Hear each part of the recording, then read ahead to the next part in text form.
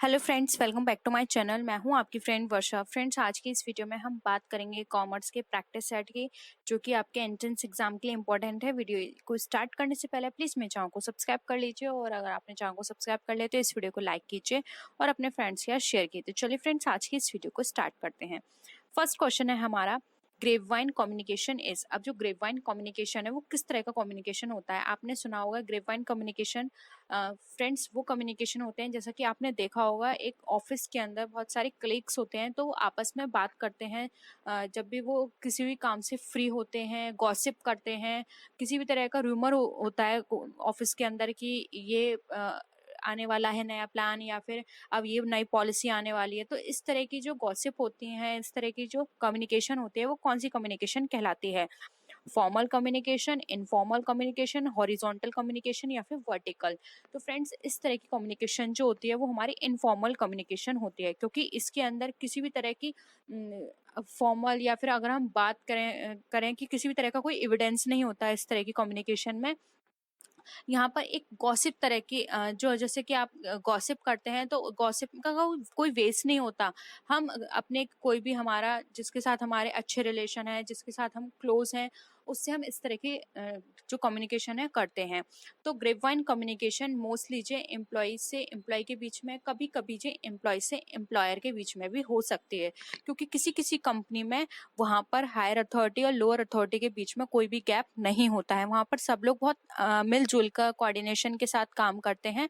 तो वहाँ भी अगर हम बात करें तो ग्रेपवाइन कम्युनिकेशन हो सकता है। ठीक है, तो ये कंपनी टू कंपनी वेरी करती है, तो हम नहीं कह सकते कि ये यहाँ पर ये इसके अंदर कोई हायरार्की होनी चाहिए। ये एक तरह से एक इनफॉर्मल कम्युनिकेशन का पार्ट है। ये हिंदी में क्वेश्चन है, तो आप लोग देख लीजिएगा। नेक्स्ट है जॉब डिजाइन अप्रोचेस इज। अब जो जॉब डिजाइन है वो किस तरह की अप्रोच है? जॉब एनरिचमेंट की, जॉब एनलार्जमेंट, जॉब रोटेशन, या फिर ऑल ऑफ दीज।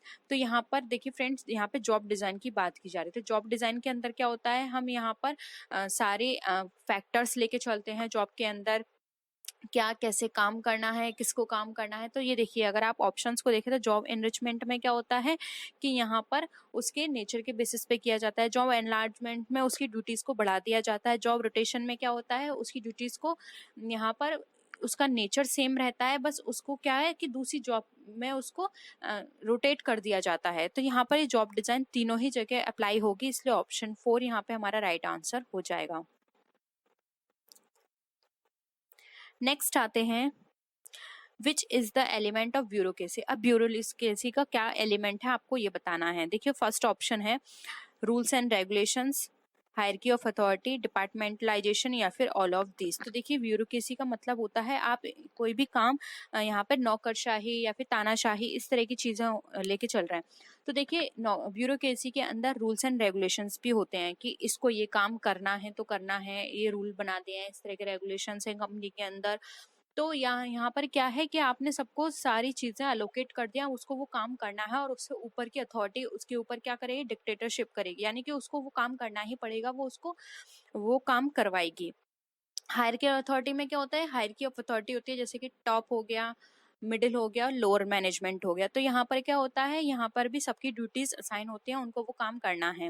डिपार्टमेंटलाइजेशन में भी क्या होता है, अलग अलग डिपार्टमेंट बना दिए जाते हैं, जैसे finance department, production department, sales department, और वहां पर उनको जो भी ड्यूटीज दी गई हैं वो उनको परफॉर्म करनी है। तो ब्यूरोक्रेसी की अगर हम बात करें तो ये तीनों ही एलिमेंट करेक्ट हैं, इसलिए ऑप्शन डी यहाँ पे हमारा राइट आंसर हो जाएगा, ऑल ऑफ दीज। ये सारे ही एलिमेंट हमारे ब्यूरोक्रेसी को बताते हैं। नेक्स्ट क्वेश्चन पे आते हैं, model of organizational behaviour consist of. अब जो ऑर्गेनाइजेशनल बिहेवियर का जो मॉडल है वो क्या बताता है, management oriented, employ psychological oriented, या फिर ऑल ऑफ दिस। इसका आंसर मैं आपको नहीं बताऊंगी, ये आपको मुझे बताना है। ठीक है, तो एक क्वेश्चन तो आप अपना होमवर्क के लिए रखिए। ठीक है, ये आपको इसका आंसर बताना है।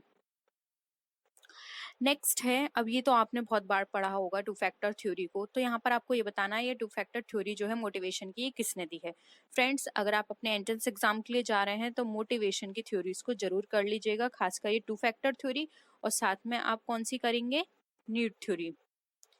न्यूट थ्योरी भी बहुत पूछी जाती है, और ये टू फैक्टर थ्योरी भी बहुत पूछी जाती है। बेसिक नीड थ्योरी जो होती है। अब देखिए ऑप्शन है एएस मास्लो, डेविड, हर्ट्जबर्ग और हैकमैन। तो यहाँ पे हर्ट्जबर्ग ने 2 फैक्टर थ्योरी दी है। ऑप्शन 3 यहाँ पे हमारा राइट आंसर है।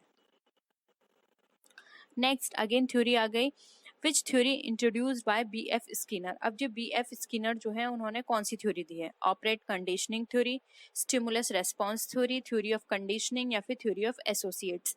तो बी.एफ. स्किनर की बात करें तो इन्होंने दिया ऑपरेट कंडीशनिंग थ्योरी यानी संचालक स्थिति सिद्धांत।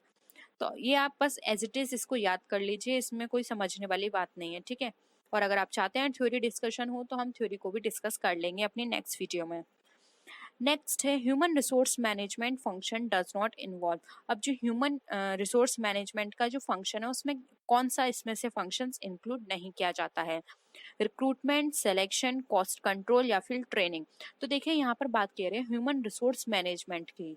ह्यूमन रिसोर्स का मतलब क्या है? एक यहाँ पर पर्सोनेल की बात की जा रही है। तो देखिए ह्यूमन रिसोर्स मैनेजमेंट के अंदर हम रिक्रूटमेंट भी बात करते हैं, सिलेक्शन की बात करते हैं, उनकी ट्रेनिंग की बात करते हैं, लेकिन कॉस्ट कंट्रोल की बात नहीं करते हैं। कॉस्ट कंट्रोल की बात हम कहाँ करेंगे? कॉस्ट अकाउंटिंग में, ठीक है। तो यहाँ पर जो इसके अंदर इंक्लूड नहीं हो रहा है फंक्शन वो है हमारा कॉस्ट कंट्रोल। तो ऑप्शन 3 यहाँ पे हमारा राइट आंसर है।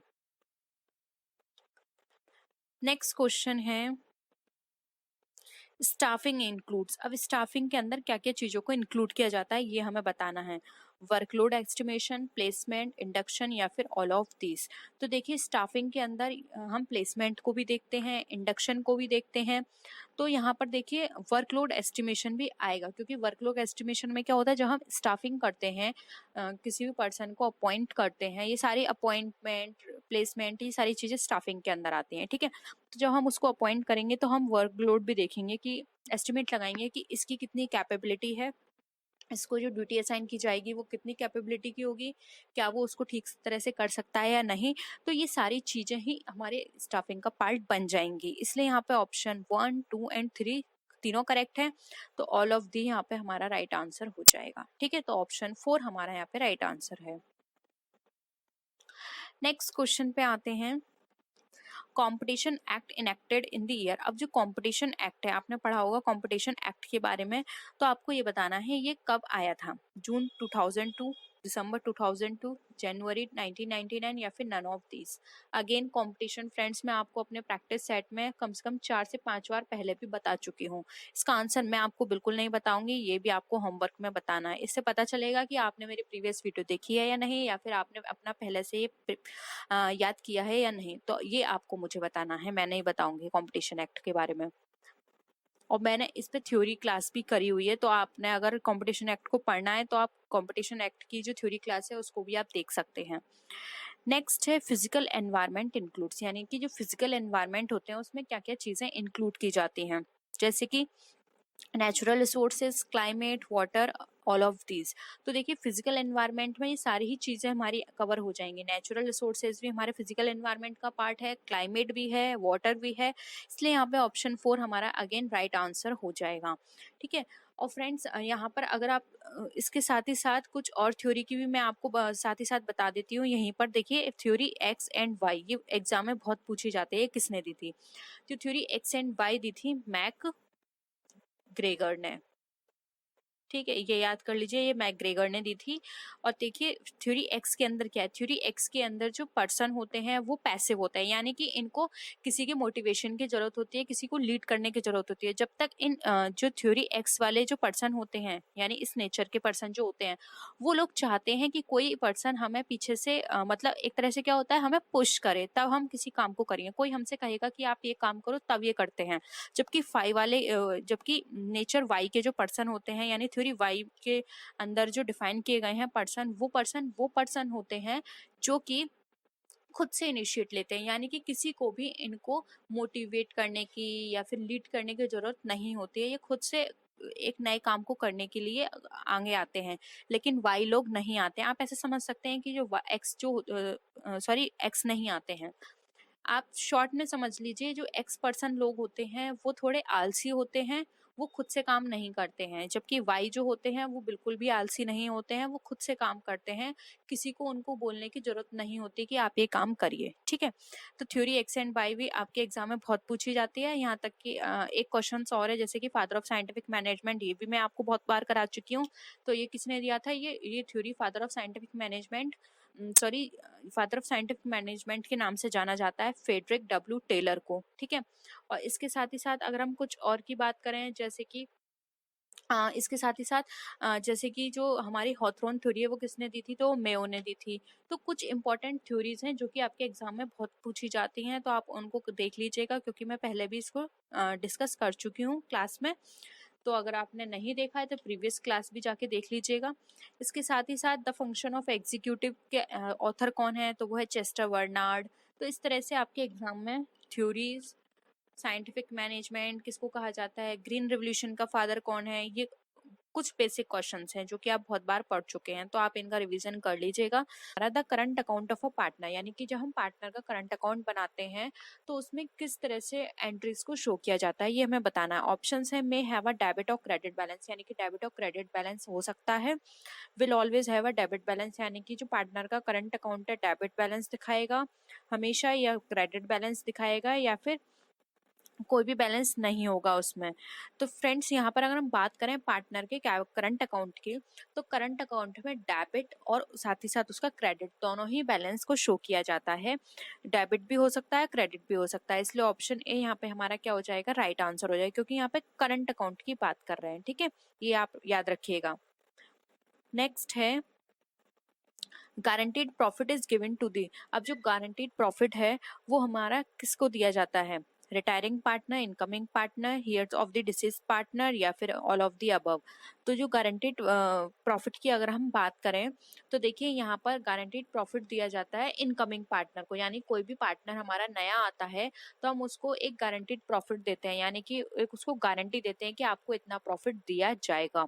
इसलिए यहाँ पे ऑप्शन 2 जो है वो हमारा ये राइट आंसर हो जाएगा, इनकमिंग पार्टनर। नेक्स्ट क्वेश्चन पे आते हैं फ्रेंड्स। अब ये क्वेश्चन थोड़ा बड़ा है तो अब पहले आप इसको यहीं समझ लीजिए। Which of the following are methods of calculating goodwill. अब आपको यहाँ पे गुडविल को कैलकुलेट करने के मेथड्स बताने हैं, इसमें से कौन कौन से हैं। तो देखिए यहाँ पर आप ऑप्शंस देखिए, एवरेज प्रॉफिट मेथड है, super profit method, long method, sum of years digit method, capitalization of average profit method, capitalization of super profit, या फिर फीफो मेथड। तो देखिए यहाँ पर बात की जा रही है, देखिए सबसे पहले आप देखिए फीफो मेथड। फीफो किसका है, इन्वेंट्री का है, और यहाँ पे बात करें गुडविल की, तो ये तो हमारा कट गया। ठीक है, उसके बाद देखिए average profit. Average profit yes ये गुडविल का होता है। सुपर प्रॉफिट ये भी हमारा गुडविल को कैलकुलेट करने के लिए यूज किया जाता है। लॉन्ग मेथड ये इसमें ये नहीं यूज किया जाता। Sum of year digit method ये भी यूज नहीं किया जाता।